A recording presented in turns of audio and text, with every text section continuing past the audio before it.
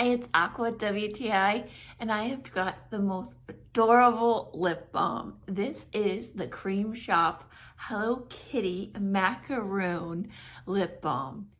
I love the feel of this lip balm. It is not sticky or tacky. It is just really smooth and silky, and when you apply it, your lips feel really moisturized.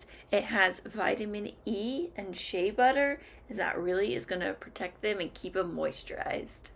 I love the packaging of this lip balm. It's just cute and fun. It even has like little sprinkles on the side. It's just really cute.